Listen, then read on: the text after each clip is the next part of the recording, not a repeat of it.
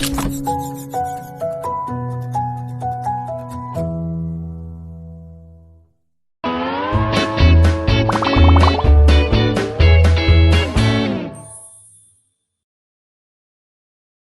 hao, my friend. So happy to see you again. A few videos back, I showed you how the pursuit of superiority can lower your performance, particularly in intellectual and creative tasks.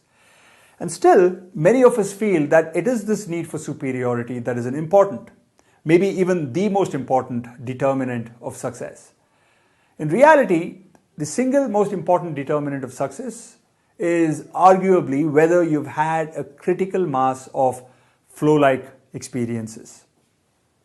Specifically, what research shows is that if you've had about 10,000 hours of more of flow-like experiences in a particular domain, sailing or writing or managing stocks or meditation, really doesn't matter what the domain is, you're likely to become an expert in that domain. Look at anyone who's a master at what he or she does. Take Lady Gaga or A.R. Rahman or Fela Kuti, or take Mia Hamm or James Rodriguez or Brendan McCullum, or take Steve Jobs or Narayan Murthy. Doesn't matter what the domain is. In every domain, if you look at the really top performers, you can rest assured that they've spent at least 10,000 hours involved in flow-like experiences doing their thing. That's why they're so successful, and not because of the need for superiority. If the need for superiority alone were enough to lead to success, then Michael Jordan, who was famous for being highly competitive and had a big desire to be the best at whatever he did, would have been just as successful in baseball as he was in basketball. As you may know, Jordan wanted to be a pro athlete in baseball in the mid-90s and worked just as hard at it as he did in basketball. But he didn't get anywhere. Why? Because of two things. One, his abilities were probably better suited for basketball than they were for baseball. And two, he hadn't spent as much time mastering his baseball skills as he did mastering his basketball skills. So the true hero of success is flow. Or to be more precise, 10,000 hours or more of flow. Without it, no matter how high your need for superiority is, you're probably not going to succeed. In fact, as we saw earlier from Dan Ariely's findings on how the pressure to perform lowers your performance, the need for superiority is likely to come in the way of your success rather than boost it. I mentioned some time back that it doesn't matter what the domain is. You can be a master of it with 10,000 hours or more of flow-like experiences if you have an inherent talent in it. Let me show you now a video of a master in a somewhat unusual domain, pickpocketing. The gentleman you're about to see, his name is Apollo Robbins, is so skilled at pickpocketing that he's often called the world's best pickpocket. Recently, he was invited to give a TED Talk to exhibit his talent.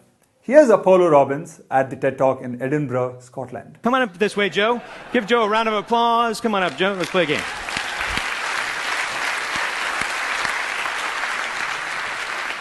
Pardon me. Don't think that you need this clicker anymore. You can have that. Thank you very much. Appreciate that. Come on up to the stage, Joe. Let's play a little game. Now, do you have anything in your front pockets? Money. All right, let's try that. Can you stand right over this way for me? Turn around and let's see. If I give you something that belongs to me, this is just something, a half poker chip. Hold out your hand for me. Watch it kind of close. Now, this is a task for you to focus on. Now, you have your money in your front pocket here? Good. I'm not going to actually put my hand in your pocket. I'm not ready for that kind of commitment. One time a guy had a hole in his pocket, and that was rather traumatizing. I was looking for his wallet, and he gave me his phone number. It was a big miscommunication. So let's do this simply. Squeeze your hand. Squeeze it tight. Do you feel the poker chip in your hand? I do. Would you be surprised if I could take it out of your hand? Say yes? Very. Good. Open your hand. Thank you very much. I'll cheat if you give me a chance. Make it harder for me. Just use your hand. Grab my wrist, but squeeze. Squeeze firm. Did you see it go? No, it's not here. Open your hand. See, while we're focused on the hand, it's sitting on your shoulder right now. Go ahead and take it off. Now, let's try that again. Hold your hand out flat. Open it up all the way. Put your hand up a little bit higher, but watch it close there, Joe. See, if I did it slowly, it'd be back on your shoulder. Joe, we're going to keep doing this till you catch it. You're going to get it eventually. I have faith in you. Squeeze firm. Squeeze. You're human. You're not slow. It's back on your shoulder. You were focused on your hand. That's why you were distracted. While you were watching this, I couldn't quite get your watch off. It was difficult. Yet you had something inside your front pocket. Do you remember what it was? Money? Check your pocket. See if it's still there. Is it still there? Oh, that's where it was. Go ahead and put it away. We're just shopping. This trick's more about the timing, really. I'm going to try to push it inside your hand. Put your other hand on top for me, would you? It's amazingly obvious now, isn't it? It looks a lot like the watch I was wearing, doesn't it? That's pretty good. That's pretty good. As you can tell from the video, Apollo is amazing at what he does. But he didn't develop his skills overnight. By the time he gave the TED Talk, he had been practicing pickpocketing, or the set of skills associated with it, for over 20 years. So if you're really interested in being successful at something, whatever it is, except perhaps drinking beer or being a couch potato, you would be much better off figuring out how you're going to get to spend 10,000 hours or more in flow-like states rather than in seeking superiority. 10,000 hours, by the way, translates roughly into 10 years. So it's not easy becoming a master at something. But I think it's well worth the effort. Because mastery, as I mentioned in an earlier video, is one of our most important goals. And so when this goal is fulfilled, we are bound to feel happy. So to summarize the discussion from the last video and this one, flow enhances happiness levels for 3 reasons.